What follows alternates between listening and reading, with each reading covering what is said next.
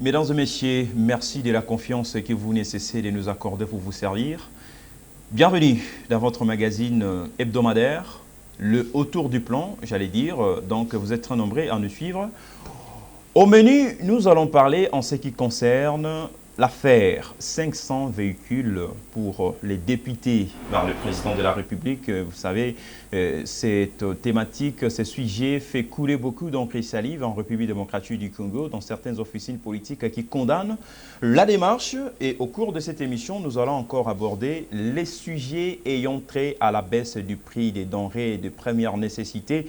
Décision prise par les gouvernements et cette décision se voit être opposée par l'AFEC. Tentative de réponse dans cette émission autour du plan et pourquoi pas aussi parlant en ce qui concerne la prolongation de l'état de siège décrété par le chef de l'État dans ces deux provinces de la République démocratique du Congo, notamment la province du Nord Kivu et celle de l'Ituri. Alors sur ces plateaux, nous resterons pour vous un invité détail. Il s'agit bien de M. Sami Wechi, qui est le coordonnateur national du mouvement patriotique de la jeunesse congolaise, à qui j'ai dit bonsoir, M. Sami Wechi. Bonsoir, cher Claudie.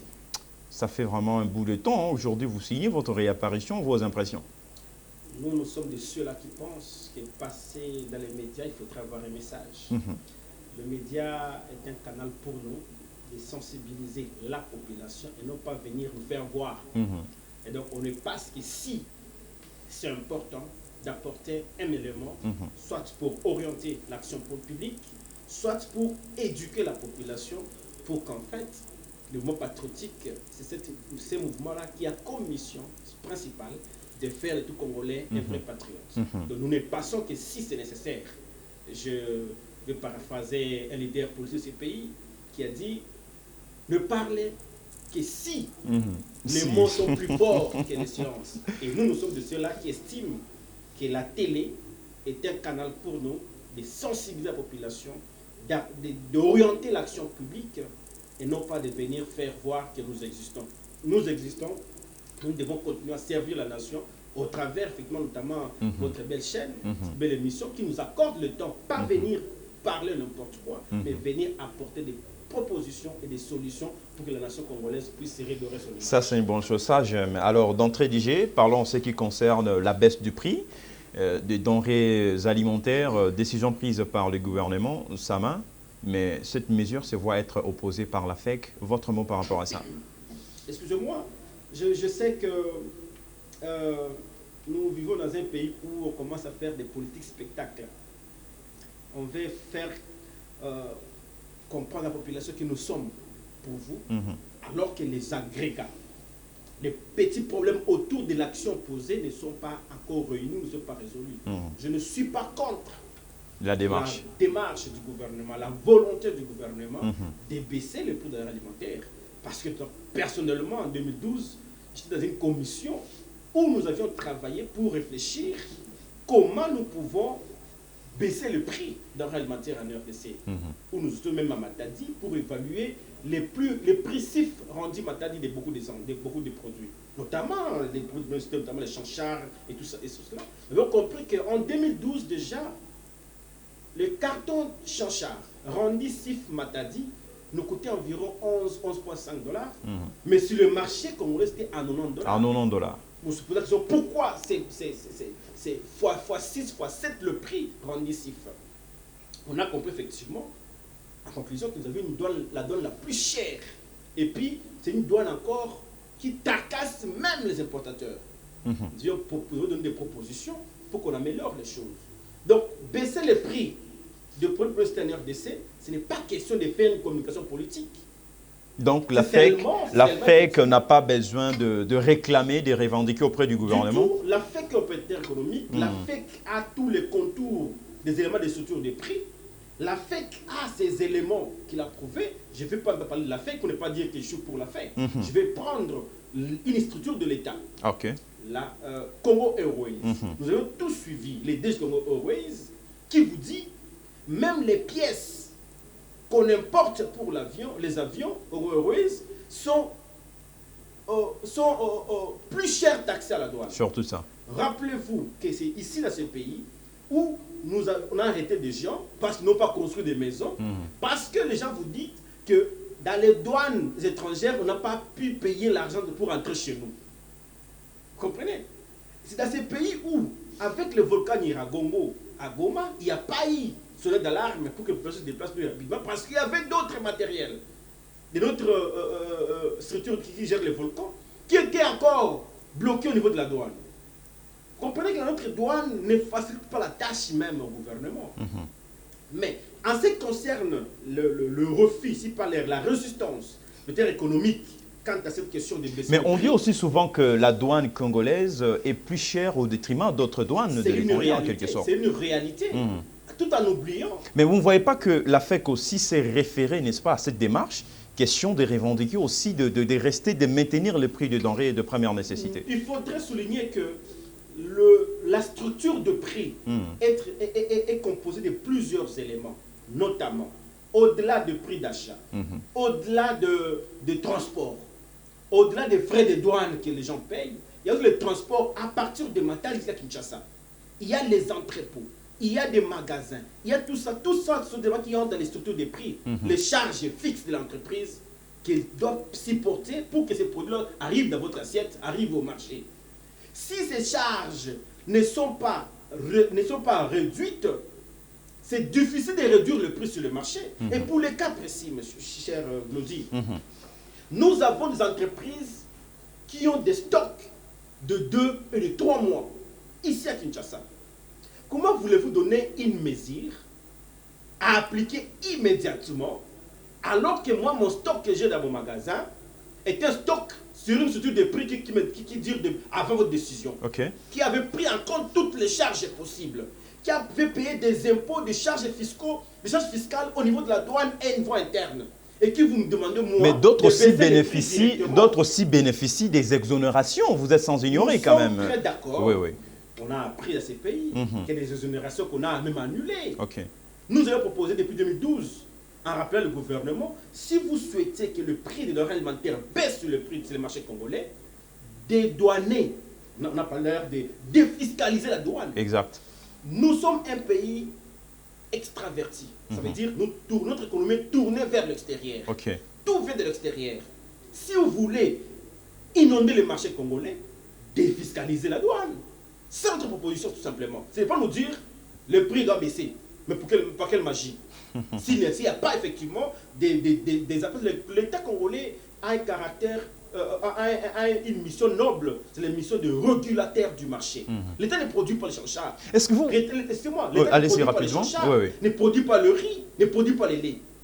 Comme l'État ne produit pas et n'importe pas non plus, l'État doit collaborer avec les opérateurs économiques. Il leur donne, les producteurs économiques donnent à l'État leurs problèmes. Et l'État cherche justement à ces sujets. Diminuer ces charges et permettre à ces gens-là d'exécuter, c'est la volonté de l'État. Mais le cas actuel, vous avez suivi la fête qui vous dit qu'il n'y avait pas encore de conclusion sur ce débat-là. Donc on nous a fait consommer une histoire qui ne reflète pas dans la réalité. Et la peur, c'est quoi? C'est que ces acteurs économiques-là risquent de comprendre qu'ils ne vont pas supporter, ils ne vont rien gagner dans ces marchés, justement, et laisser les marchés. Nous allons avoir une pénurie, ils baissent les marchés, et c'est nous encore qui vont alors crier. Justement, à ce sujet, est-ce que vous ne voyez pas que la question reste à savoir, est-ce que la décision du gouvernement peut-elle être contresignée, en fait, doit-elle avoir un contresigne des opérateurs économiques ou comment? Parce que lorsque le gouvernement décide, oui, il faut que ça soit comme ça, parce qu'ils sont là les représentants du peuple en quelque sorte. On ne décide pas la poche de l'autre. Le gouvernement n'a pas de Est-ce que sa décision doit-elle avoir un contresigne des opérateurs économiques en vue de sa matérialisation, son exécution? En matière économique, les gouvernements ne décident pas. Les gouvernements s'entendent avec les opérateurs économiques de ce secteur. C'est-à-dire dans les cas échéants, les opérateurs économiques qui sont dans l'importation des produits de première nécessité, l'État donne son vœu, souhaite que le prix baisse sur le marché. Le gouvernement va nous dire, écoutez, nous sommes prêts à baisser le prix, notre marge bénéficiaire est connue, c'est 20% de marge bénéficiaire, voilà notre prix, chiffre rendu Matadi. Si vous voulez que nous vendions à 10 $ les cartons de chanchard, pas de problème, baissez la douane, diminuez tous ces frais. Et ce ne sera pas immédiatement parce que j'ai des stocks que j'ai encore chez moi. Donc tous les stocks se trouvent chez moi à supporter une charge énorme. Si vous voulez bien, récompensez-moi. Je baisse les prix automatiquement. Mais avant cette décision de collaboration, parce que nous... Donc c'était la première démarche que les gouvernements devraient faire en quelque sorte. Et ce qui a été fait, mais malheureusement pas conclu. Ok. Une démarche faite, mais pas conclue. Pourquoi? Parce que pas conclue, parce que le gouvernement, selon la... Mais là, c'était à l'issue du conseil, du conseil des ministres. Les ministres à l'issue du conseil. Les ministres de l'économie. De la 9e réunion les ministres de ministres. Les ministres de l'économie a annoncé au conseil de ministres les propositions pour baisser les prix. Mais ce n'était pas encore les conclusions avec le modèle économique. Ce qui fait que les propositions... Mais les opérateurs économiques s'agitent. Pourquoi s'agitent-ils? C'est parce que il y a déjà des mesures qui sont prises par l'État congolais, notamment de l'économie, sur la baisse de prix sur le marché. Alors que cette baisse devrait effectivement être considérée ou être palpable si les éléments, le problème ou les charges que supportent l'entreprise de ce secteur-là arrivent à être diminuées. Si ces charges ne sont pas diminuées totalement, il y a difficulté de me demander, moi, qui ai acheté un carton de chanchard à 10 dollars, à 5 dollars, je supportais les charges de 9, 10, 11 dollars, les cartons arrivent à 13 dollars, me vendent ça à 10 dollars. Ça n'a pas de sens. Ça n'a pas de sens. Nous craignons. Ça, il faudrait le dire. Nous sommes tous d'accord, parce que nous sommes tous bénéficiaires de cette décision. Nous sommes d'accord que cela arrive ainsi. Mais nous craignons quoi? Que les gens ne portent pas, que les gens stoppent ces secteurs-là. Donc nous serons privés des denrées alimentaires. Au risque, effectivement. Puisque le pays est extraverti.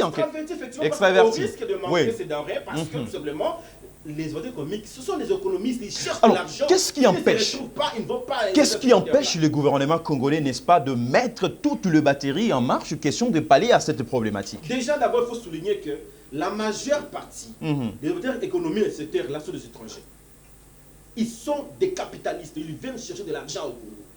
Il faut leur maintenant montrer que vous avez droit aux 20%, comme dit la loi, c'est 20% marge bénéficiaire. Pas au-delà, voilà les charges diminuées, et puis nous avançons. Mais dès lors que nos banques même, préparez votre projet en cette matière-là. Quelle banque vous donnera de l'argent? Il n'y a même pas une banque congolaise ici au Congo. Qui va vous donner cet argent-là? Mais ces gens-là viennent avec leurs capitaux propres. Ils ont des salariés, ils ont des entrepôts qu'il faut payer, ils ont des magasins, ils ont des impôts, ils ont tout ce qu'il faut payer. Moi, je conseille à l'État congolais, l'État économiste de formation, l'État, de se mettre ensemble avec l'État économique, d'éclater la structure des prix. Donc les cartons du poulet s'évaluent à 10 dollars selon la décision du gouvernement. Je crois que c'est la rame. La rame, oui, c'est à 10 dollars. Mais lorsqu'on a commencé avec l'inspection dans les pays de provenance de toutes ces denrées alimentaires, disons ça comme ça, mais on a trouvé que le prix vraiment était à vil. Mais par contre, les opérateurs économiques bénéficient, parce que vous venez tout à l'heure d'énumérer qu'on achète quelque chose à 11 dollars, ici c'est à 90 dollars. Vous avez raison. Effectivement, il y a des opérateurs économiques véreux qui se sont enrichis. C'est d'autres des Congolais, parce que l'État congolais les laissait faire. Ça, vous avez raison. Nous sommes d'accord qu'il faut réfléchir. Vous avez dit depuis 2012, moi je participé à une commission où on réfléchissait pour poser des pistes de solutions pour baisser les prix de denrées alimentaires. Malheureusement, pas chose faite à l'époque. Si aujourd'hui l'idée est là de baisser les prix, il y a des agrégats macro et microéconomiques qui existent qu'il faudrait prendre en compte. Ce qui veut dire, si vous voulez que les choses baissent ici, nous avons proposé depuis 2012, nous avons demandé de défiscaliser la douane. Ça, c'est une bonne chose. Donc, ça va permettre à ce que le prix baisse sur le marché automatiquement. On note dans votre phrase que s'il faut pallier à cette problématique, il faut défiscaliser. C'est ce que vient de dire Samy Ouetch du mouvement patriotique. Alors, sans plus tarder, nous allons prendre le deuxième volet qui consacre à l'état des sièges avant d'entamer les sujets ayant trait à l'affaire de 500 véhicules. Alors, comment vous avez trouvé d'abord la démarche sur la prolongation de l'état des sièges décrété par le chef de l'État dans ces deux provinces de la République démocratique du Congo, notamment la province du Nord Kivu et celle de l'Ituri? Merci beaucoup pour cette question. Je voudrais d'abord commencer par présenter mes sincères condoléances, encore une fois, aux familles qui ont perdu le leur, mais qui ont subi cette méchanceté, encore une fois, des ADF avec cette bombe sale mise en, placée à l'église. Nous avions eu des blessés. Alors il faudrait encore encourager ces familles pour leur dire que nous sommes ensemble avec vous.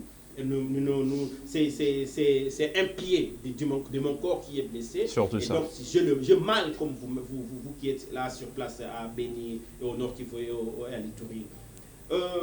Nous sommes encore un tout petit peu inquiets parce que nous disons, avec cette force concentrée à l'Est aujourd'hui, avec ce que vous appelez MONUSCO, vous avez des touristes. La MONUSCO, et voilà. C'est vrai, on n'en parlait pas trop, mais ils sont encore là. Les forces armées qui sont là, avec les chefs d'armée qui est sur place, on n'arrive pas à mettre fin à cette histoire pendant plus de 2 mois aujourd'hui, nous sommes presque à 2 mois. Ça fait mal parce que nous disons, soit il y a une mauvaise identification de l'ennemi, soit il y a une mauvaise stratégie. Mais on dit que la guerre est atypique. C'est asymétrique. C'est ce que nous disons. Nous avions proposé, nous à l'époque, déjà avant 1917, nous avions proposé une campagne appelée Voisin Kengela Voisin. C'est l'implication de la population dans l'action même des forces armées, de la police et de la sécurité. Pourquoi nous disons? Parce qu'il n'y a pas une guerre asymétrique ne peut être vaincue que si et seulement si la population est impliquée dans cette action-là. Le contraire, c'est difficile parce que les ennemis sont confondus dans la population. Donc nous combattons contre les indisibles en quelque sorte. Mais nous estimons que si la population est instruite, est engagée, ensemble avec le gouvernement, il y a facilité de définir avec cette histoire. Nous sommes sûrs que les travaux, les actions, les idées continuent à pleuvoir pour permettre à mettre fin à cette histoire, mais il faudrait davantage accentuer sur l'implication de la population pour mettre fin à cette barbarie. Le chef de l'État s'est rendu dans cette partie de la République démocratique du Congo. Ce qu'il a pu découvrir dans cette zone, c'est qu'il y a de la magouille. De la magouille au sein de militaires, dans les chefs de ces militaires, surtout en ce qui concerne le nombre déployé de ces FARDC, disons ça comme ça. Alors, peut-on dire qu'eux aussi sont à la base de tous ces actes de barbarie dans cette partie de la République ou comment? Cher Claudie, c'est une très belle question. On a toujours dit qu'il n'y a pas de mauvaises troupes avec des mauvais chefs. Je ne dis pas que le chef est mauvais. Je voudrais ici rappeler que le chef, alors, il est mal entouré. Mal entouré. Donc, vous le disiez au temps de Joseph Kabila Kabange, aujourd'hui nous avons Félix Tshisekedi. Vous continuez toujours à dire la même phrase, à placer la même phrase. Le chef est mal entouré. Nous continuons toujours à les dire et à les rappeler parce que nous comprenons que quand le chef lui-même dit clairement qu'il y a la mafia, que le nombre est, on a donné un fort chiffre d'effectifs de militaires à l'Est. Surtout ça. Alors qu'il est entouré, 1, chef d'état-major général. 2, il a des renseignements. 3, il a un chef de maison militaire. 4, il a toutes les forces de sécurité. Ce n'est pas un problème de suivi? Non, c'est là qu'il dit tout simplement qu'il n'y a pas de bon rapport. Donc il n'y a pas un problème de suivi? Le président Kabila l'avait dit à l'époque. Je n'avais pas 15 collaborateurs. Les gens ont dit, mais c'est quoi cette affaire? Les chefs, tout de suite. Mais Claude Machalala dit parmi les 15, il est le 13e. Pas de problème. Il peut manquer 15. Il est le 13e. Il y en a 14. Il peut manquer 15, il y en a 14. Ok. Alors, nous disons, si le chef quitte Kinshasa, à Goma, dans moins de 2 mois, il remarque qu'il y a des mafias, à quoi sert ces services de renseignement? À quoi sert service militaire? À quoi c'est tous ces collaborateurs en charge de la sécurité? De tous donner un faux rapport. Donc seul le chef qui doit voir cette erreur-là. Et nous devrions, nous, être plus contents de voir, après ces constats-là, qui ça pleuve des sanctions contre tous ces collaborateurs. Donc on attend encore jusque-là, de voir comment va s'associer ces gens-là. Parce que ce n'est pas normal que dans 1 mois, non, dans moins de 2 mois, un homme, tu sais ce qu'il dit, président de la République, seul, constate qu'il y a les mafias. Alors qu'il y a près de 2 ans et demi, tous les services engagés, on n'a jamais compté qu'il y avait des mafias. C'est malheureux. Alors la responsabilité revient à qui concrètement? On dit qu'il n'y a pas de, j'ai dit ça ici, il n'y a pas de mauvais chef. Et quand le chef constate, doit sanctionner. Et les sanctions en gestion sont des mesures correctives. Ce sont des mesures qui permettent que les gens changent leur manière de faire. Le chef ne peut pas travailler. Une question. Oui, une Nous question. sommes parmi de ceux-là qui estimaient que les chefs ne devaient pas chaque fois s'écarter de ceux-là qui ont qui peuvent lui apporter des solutions. Parce qu'il n'est pas de la famille politique. Mais on dit souvent que le chef de l'État, lui aussi, est ouvert à tout le monde. Non, je suis d'accord. C'est son rôle, le garant de la nation. Ouais. Mais nous estimons aujourd'hui qu'il y a des camps dans notre pays. Ok. Il y a les camps de la majorité. Il y a les camps de l'opposition. Est-ce que l'opposition existe encore? L'opposition dans ces pays existe encore? Je ne dirais même pas ça comme ça. Je ne peux pas tout simplement dire que c'est lorsqu'on n'arrive pas à mettre les Congolais ensemble et comprendre que les Congo n'est pas ta maison, que tu peux gérer seul. Il faut gérer avec tout le monde. Ça, c'est il faut simplement éviter de classer un camp contre l'autre. Ça ne va pas vous avancer. Une question. Ici, ensemble, si nous nous mettons tous ensemble, comme nous disons du mot patriotique, que le patriotisme, ça ne déclare pas. Le patriotisme, c'est pour. Et pour vous, le patriotisme, c'est dire, moi, je suis chef de l'État, je vais tous les Congolais ensemble. Voilà, il y a un problème avancé. Il y a union sacrée, il y a union sacrée, l'union sacrée là. À tout le monde. Hein? L'union sacrée. Mais il en avait fait appel à tout le monde, à toute personne. Écoutez, nous sommes d'accord là-dessus. Il faudrait que nous soyons ensemble. Mais est-ce que tout le monde est là? La vraie union sacrée serait de dire le mariage FCC cash, on ouvre à tous les autres de venir. Mais vous dites d'abord, faites au mariage FCC cash. Là-bas, ils ne comprennent pas. Ça, je vous comprends, puisque vous êtes signataire de l'accord de l'accord du Front commun pour les Congo. Je sais très bien. Vous êtes aussi signataire de l'accord FCC. Sami Wedge est patriote. Et lorsqu'il sent qu'ici, il y a une volonté manifeste d'unir les Congolais. Signataire du Front commun pour les Congo. J'y arrive. Oui, de la charte. Si Sami Wedge estime qu'ici, il y a une volonté manifeste d'unir tous les Congolais autour d'un idéal qui est seul le Congo, je n'hésiterai aucun instant de venir. Tout comme vous pouvez le faire dans l'union sacrée. Ce que j'ai fait aujourd'hui, j'avais toujours dit que le mot patriotique est une caisse de résonance, est une force de proposition. Je suis venu ici pour apporter mes propositions, mes constats, et permettre aux chefs de l'État de prendre des bonnes décisions. Très bien. Et ce que je fais aujourd'hui, nous attendons effectivement des sanctions doivent pleuvoir sur ceux-là qui sont unis pour pérenniser les sécurités à l'Est, pour perdu nos frères et sœurs, comme lui-même a constaté. Nous attendons officiellement des listes déjà qui seront sanctionnées sévèrement parce que nous avons perdu des vies humaines à cause de cette magouille. Très bien. Votre lutte est celle de protéger les patrimoines nationaux. Alors, une question supplémentaire, puisque j'aimerais que nous puissions rester dans le sujet avant de prendre le troisième volet. Alors, la question reste à poser. Que faire pour juguler une fois pour toutes l'insécurité dans cette partie de la République démocratique du Congo? Nous avions proposé, nous avions dit, voilà qui est la voisin, c'est impliquer tout le monde dans l'action. Tout le monde. Parce qu'on dit une guerre asymétrique, on ne connaît pas l'ennemi, ou l'ennemi est dans nous, sans le connaître. Alors, comment faire? Il faut le dénoncer. Et pour mieux le dénoncer, il faut garantir la sécurité de celui qui va le dénoncer. Parce qu'il y a un problème. Le rapport à ma possession du bon patriotique au niveau des Bénis, c'est que les gens qui veulent dénoncer ont même peur de leur propre sécurité. De dire, si je dénonce, dans l'armée, il y a des infiltrés. Dans l'armée, il y a ceux-là qui vont m'entendre les soirs. Tout ça, ça ne rassure pas. Comme le chef est sur place, il faut qu'on mette en place des mécanismes de sécuriser les personnes qui commenceront à dénoncer.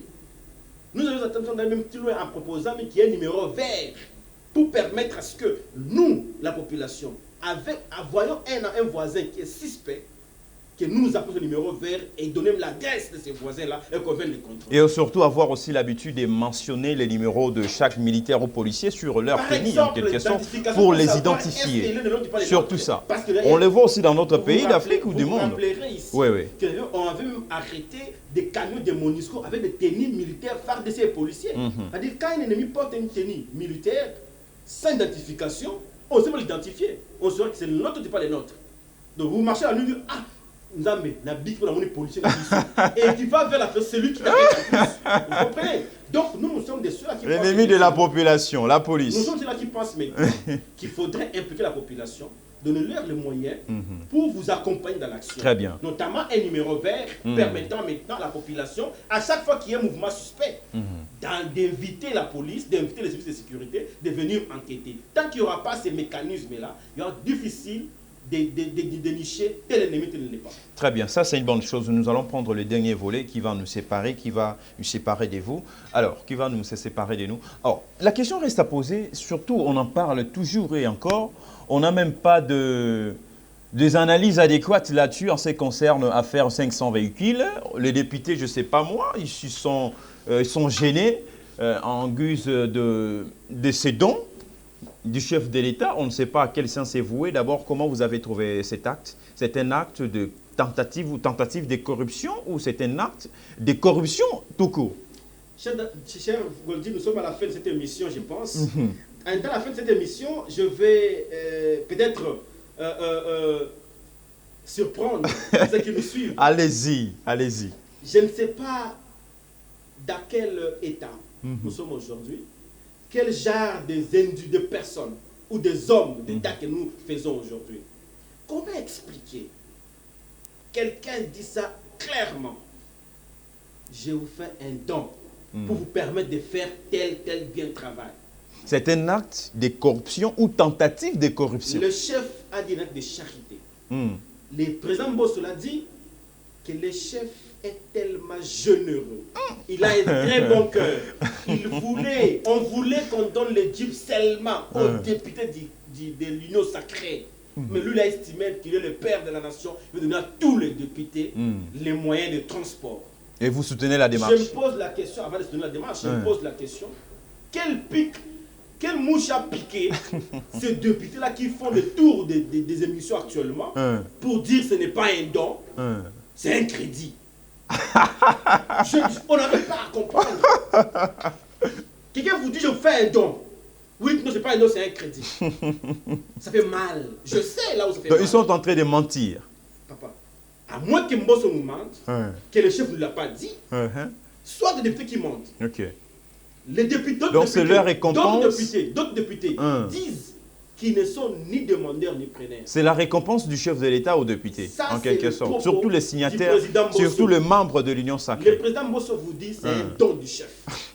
Toi, député, quand tu fais un don, tu dis non, ce n'est pas un don. Et je suis écœuré d'entendre vos confrères députés aujourd'hui qui minimisent même les montants. Donc les journalistes députés. Je suis désolé parce que... Là, vous faites allusion à qui? À Daniel Safou en quelque sorte. Non, vous les airs. Ce monde-là, nous sommes écœurés en tant que patriotes d'entendre la bouche bien élue, effectivement, de minimiser 25, c'est à peine 25 000 $. C'est 40 000 $. La Jeep marque de Hyundai, c'est à 40 000 $. C'est pas 40 000, mon cher. Je vérifiais.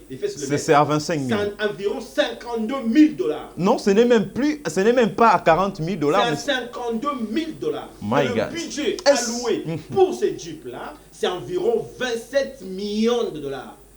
Nous disons ceci. Si c'est un don du chef, pourquoi refuser un don? Laissez la population demander au chef d'État. Est-ce que c'est la priorité? Est-ce que c'est ça là la priorité? Nous pouvons condamner l'action. Mais d'abord, nous condamnons ces députés-là qui ne veulent pas accepter que c'est un don alors qu'il y a les audios, les sons, ils existent, on dit que c'est un don. Pourquoi vous refusez? Nous attendons, nous, patriotiques, comme la présidence a un canal officiel de communication, soit par tweet, au travers la bouche du porte-parole. Vous êtes sans ignorer que... Nous allons attendre, parce que les députés eux-mêmes disent ceci. Ils n'ont jamais souscrit à une Jeep à crédit. Il y a déjà une commande des 50 Jeep déjà à Boma. Il y a des 50 qui est en cours. C'est pour la question, quel moment nous avions souscrit le Jeep Hyundai pour nous arriver ici? Ils ne savent même pas comment ils ont souscrit. Mais vous êtes sans ignorer que le président de la République est payé par dotation. Et si sa dotation est de 80 millions de $, et il a trouvé que non, je peux faire un don aux députés avec mes 30 millions de $, où est les mal? Non, on ne connaît pas ça, on ne connaît pas ça. On ne connaît pas les dons. Un don, c'est quoi par nature, par définition, un don? C'est une donation volontaire. Je donne ce que à ceux-là que je vais satisfaire. Il fait un don aux députés. Ce n'est pas un problème. Ce qui nous dérange, C'est le démenti des députés qui nous dérange. Pourquoi ils refusent un don? Mais vous, pas que c'est un don. Que ça soit don ou crédit, mais est-ce que c'est ça là la priorité? Voilà la question qu'on se pose. Deuxième volet de la question. Le premier volet, effectivement. Dans l'entretemps, le peuple souffre. L'insécurité à l'est de la République démocratique du Congo. Oui, allez-y. Le premier volet qui nous dérange, c'est que le chef a dit que c'était un don. Et que les députés, vous dites que ce n'est pas un don. Mais vous avez pris, vous êtes quand même preneur. Mais ce n'est pas un don, c'est à crédit. Pourquoi c'est démenti, on ne sait pas. Et deuxième volet maintenant, c'est de dire, mais c'est le chef de l'État. Avec tout l'amour que vous avez pour les Congo, pensez-vous vraiment que les gens qu'il faudrait donner de votre argent sont les députés? Vraiment. Est-ce que ce sont eux-là qui devraient recevoir de votre don? Nous sommes dans un pays où parmi les nantis de la République sont les députés. Il ne manque pas les moyens de s'acheter une Jeep. Et c'est à eux encore qu'il faut ajouter.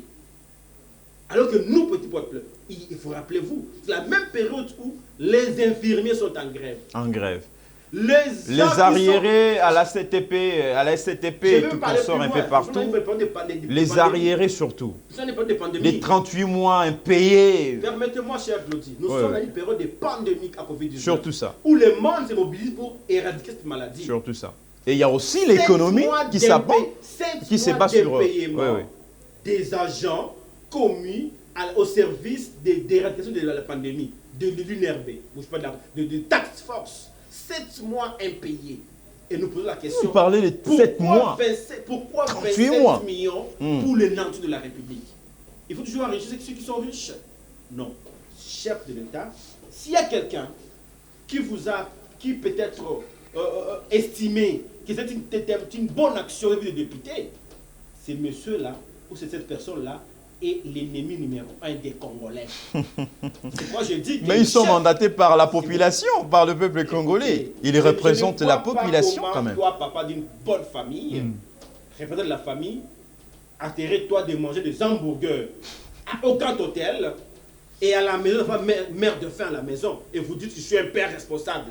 Ça, c'est l'irresponsable de députés qui estiment qu'il faudrait réclamer leur intérêt au détriment de l'intérêt de la population. Et je pense que le peuple congolais retiendra pour la vie que pendant la pandémie à Covid-19, pendant la période des volcans Nyiragongo à l'est de la République, où des pays amis nous accordaient des dons de 180 000 $, 180 000 $, pas 200 000, pas de 480 millions, 180 000 $, notre propre pays dépensait 27 millions pour acheter une Jeep aux députés. Okay. Et je crois. Et vous croyez? Oh, terminez la phrase. Terminez la phrase. Ça fait trop mal. Ça fait trop mal. Donc, comprenez son émotion. Hein, comprenez son émotion. Je pense que nous retiendrons vraiment toute la vie que dans ces pays, ceux-là qui s'appellent, entre guillemets, de représentants du peuple, sont de je comprends. Donc, comprenez son émotion. Comprenez son émotion. Des fois, nous sommes en train de rire, mais cela ne nous honore pas. Surtout les chefs de l'État. D'autres disent que c'était à crédit, d'autres disent que c'est un don aux députés. Mais moi, nous qualifions cet acte d'inopportun, Monsieur le Président de la République. Bato brope sabadjip ya wana ndebe wa linga basi na biso bazo boto la basa bazo melaka masangebele na babwa tututo consort ba yo pesa biso ba faux discours. En tout cas, ce n'est pas ça la priorité, Monsieur le Président de la République. Alors, on va se séparer de vous, Monsieur Sami Wechi, par rapport à tout ce que nous venons de dire. Ça fait mal, surtout à faire 500 véhicules, pendant que la population souffre. Nous sommes dans une phase de Covid-19, la troisième vague est là. L'insécurité à l'est de la République démocratique du Congo, avec des arriérés de nos papas, de nos frères, sœurs fonctionnaires de l'État là-bas, à la SCTP. Vous connaissez très bien. Alors, on va se séparer de vous en ce qui concerne l'émission de cet après-midi. Monsieur Samiwich, quels sont les noms dits dans cette émission? Je pense que c'est une bonne occasion pour nous de prouver notre mécontentement vis-à-vis de tout ce qui se passe dans notre pays, aux yeux et au su de ceux-là que nous avions estimés nos représentants qui devraient aller plaider notre cause, malheureusement ils ne plaident que leur cause, Et nous sommes dessus de les voir tourner des émissions pour chercher même des mots. Vous sentez même qu'ils forcent à mentir. Parce que par exemple, ce n'est pas les nature de mentir, ils n'arrivent même pas à convaincre. Ils n'arrivent même pas à convaincre. Donc, je pense que la moindre des choses serait de dire tout simplement pardon, de demander pardon. Nous devons tous plaider notre cause, de la population. Si ces jeeps-là pouvaient se transformer aux ambulances, si on a amené 500 ambulances pour les hôpitaux aujourd'hui, nous aurons bien combattu la COVID-19. J'ai appris même que cette commission de communication de la task force ne travaille même pas. C'est seulement vos confrères qui se battent eux-mêmes, ils ont fait des émissions anti-Covid, sensibiliser les populations, mais ils ne sont même pas appuyés par le task force. Surtout ça. Donc ils doivent, tous ces 500 députés aujourd'hui, se transformer en mobilisateurs de campagne contre la Covid et nous laisser cette histoire de déclamer des jeeps ou venir défendre des jeeps. Désigner des émissions pour défendre les dons qu'on vous a accordés. Si moi, le chef de l'État, je retire mon don. J'ai fait un don, que vous ne voulez pas croire que c'est un don, je retire mon don, je donne ça à quelqu'un d'autre. Et je pense que là, ils vont peut-être comprendre que l'action qu'ils posent aujourd'hui, c'est une action comme des ennemis du Congo. Très bien. Et ça ne marchera pas avec les autres en 2023. Chers députés, on ne va pas parler des élections 2023 tant que vous n'aurez pas encore résolu les problèmes du social de la population congolaise. On vous attend venir en 2023, votez pour moi, votez pour moi. Donc, on ne va pas parler des élections de 2018 tant que vous n'aurez pas encore réglé la situation de la population congolaise. Excusez-moi, parce que oui. un mot. Allez-y. On n'attendra pas 2023 élections. Non. Oui. Nous, on les attend à la session prochaine. La session prochaine, c'est septembre. Okay. Nous allons discuter avec les députés. Ils doivent nous dire clairement. Est-ce qu'ils doivent dépenser 52 millions, même si à crédit, 52 millions de dollars pour une Jeep, alors que ceux-là qui l'ont donné le mandat n'ont même pas un toit. À Goma, il y a un volcan Nyargongo. Et que ça, ici, il y a des gens qui meurent par manque d'aspirateur. Toi, député, là, admettons que c'est ton argent qu'on va te couper. Admettons cela. Mais votre centre de votre quartier n'a pas mis d'aspirateur, n'a pas d'ambulance. Et vous estimez que nous serons d'accord avec vous. Très bien. Ce n'est pas un don. Très bien. Vous allez tout défendre. Je sais pas, toutes vos défenses sont nulles. Si c'était un don, nous allons voir le chef de l'État vous dire que ce n'était pas opportun de donner un don aux députés. Si c'était à crédit, nous vous dirons, vous, élus du peuple, vous devez prendre des crédits des aspirateurs, des crédits des ambulances pour nous sauver, nous, et pas pour votre mobilité personnelle. Très bien. Et comme si vous ne cherchez pas à réparer avec nous, en session de septembre, nous viendrons vous voir au Parlement, discuter le budget avec vous. Très bien. Et vous rappeler que c'est nous, les propriétaires du mandat, c'est nous qui donnons le mandat aux gens, nous allons le retirer. D'autres députés attendent Neville Kabongo pour faire leur campagne et tout consort, mais M. Neville Kabongo, pas question de parler des élections 2023 tant que les députés n'auront pas encore résoudre les problèmes de la population congolaise. Ça n'est donc fini. C'était là notre invité, Samy Witch. Avec lui, nous avons abordé les sujets ayant trait à l'actualité politique de l'heure de la République démocratique du Congo. Merci de disposer votre temps, de nous honorer surtout, parler avec vous. Et nous très bien, ça c'est une bonne chose. Donc, alors, les prochains invités, ou encore moins les prochains numéros avec un autre invité dans ces installations de Télé+. D'ici là, portez-vous bien. Au revoir.